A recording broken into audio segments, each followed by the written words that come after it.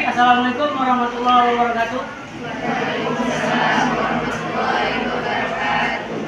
Alhamdulillahirabbil alamin, wassalatu wassalamu ala Rasulillah, la haula wala quwwata illa billah.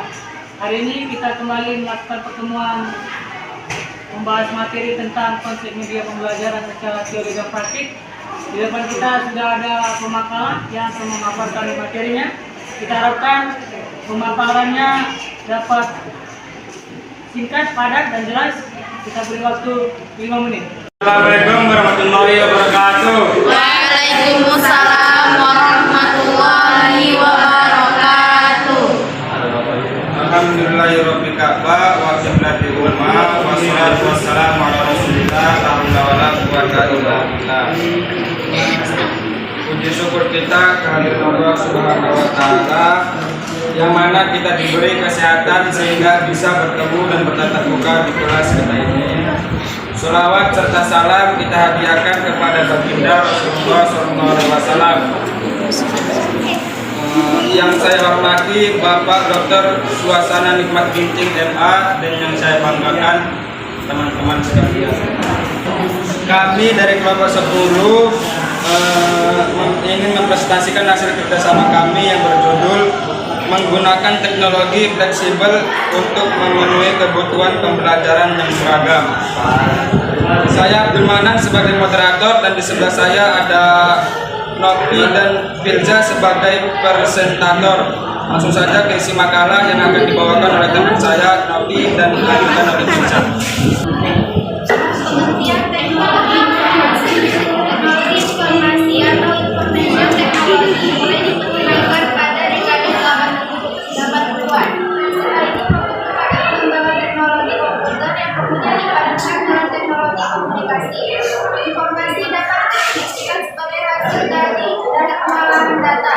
Sementara teknologi adalah alat, mesin, material, serta proses yang begitu dikembangkan dan diaplikasikan membantu menciptakan manusia dalam menyelesaikan berbagai permasalahan. B. Pentingnya teknologi informasi untuk pendidikan modern.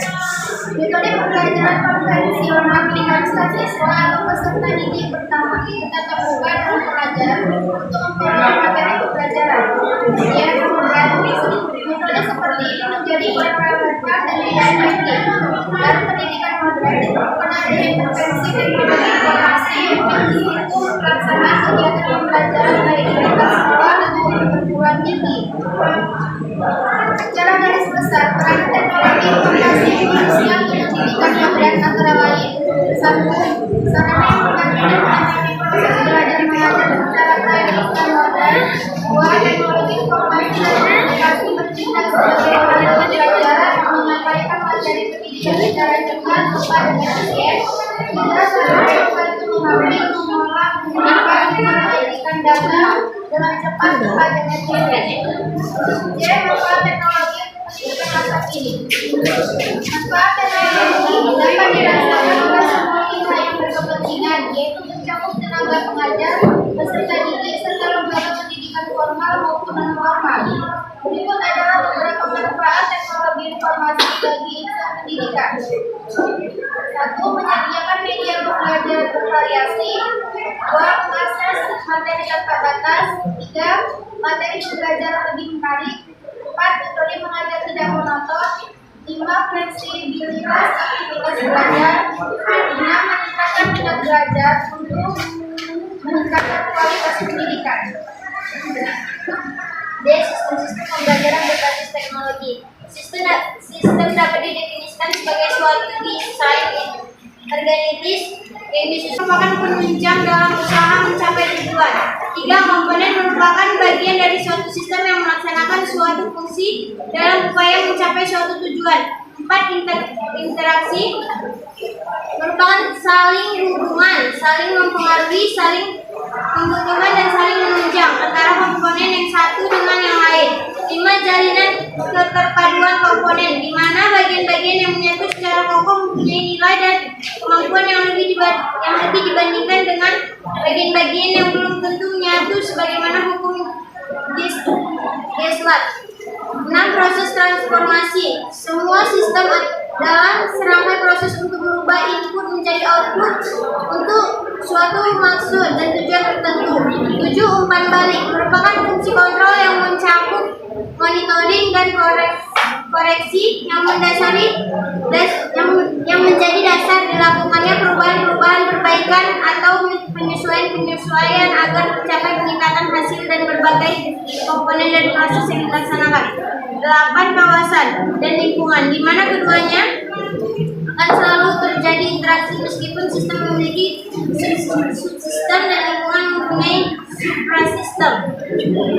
Sistem pembelajaran berbasis TIK ini merupakan revolusi terakhir atau kelima dalam sistem pembelajaran. Menurut penelitian yang dilakukan oleh Eric Ashby dalam Rusman DKK, revolusi yang terjadi itu adalah sebagai berikut. 1. Revolusi pertama terjadi ketika orang menyerahkan pendidikan anaknya kepada seorang guru, baik itu padepokan, perguruan, pesantren atau sekolah. 2. Revolusi kedua terjadi ketika tulisan untuk keperluan pembelajaran melalui sistem ini dapat membuka akses yang sangat luas sehingga informasi dapat disimpan dan dipanggil kembali. Revolusi ketiga terjadi seiring dengan ditemukannya mesin cetak sehingga materi pembelajaran dapat disajikan melalui media cetak seperti buku teks, modul, majalah dan lain-lain. Pada revolusi keempat terjadi ketika digunakannya perangkat elektronik dalam kegiatan pembelajaran seperti radio, tape-record, dan televisi untuk pemerataan dan perluasan pendidikan. Tema yaitu saat ini dengan pengemasan dan pemanfaatan teknologi informasi dan komunikasi atau TIK dalam pembelajaran, khususnya teknologi komputer dan internet untuk kepentingan peningkatan kegiatan pembelajaran. Saya jawab sebagai abang-abang kakak, dipersilakan. Assalamualaikum warahmatullahi wabarakatuh. Nama saya Adelia Mawadda, ingin bertanya, mengapa teknologi baru sangat diperlukan dalam proses belajar dan mengajar di sekolah-sekolah? Menurut Anda, apa dampak positif dan negatif dari kemajuan teknologi, khususnya teknologi informasi? Baiklah, saya akan menjawab pertanyaan dari Adelia. Mengapa teknologi baru sangat diperlukan dalam proses pengajaran dan pembelajaran di sekolah-sekolah? Penggunaan teknologi terbukti dapat meningkatkan minat belajar anak karena tampilan yang menarik sehingga akan terhindar dari rasa jenuh selama mengikuti pelajaran.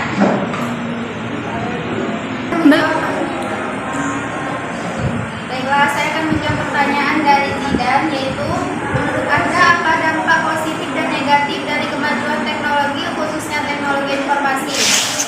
Dampak positif teknologi digital antara lain mempercepat komunikasi dan mempermudah pekerjaan.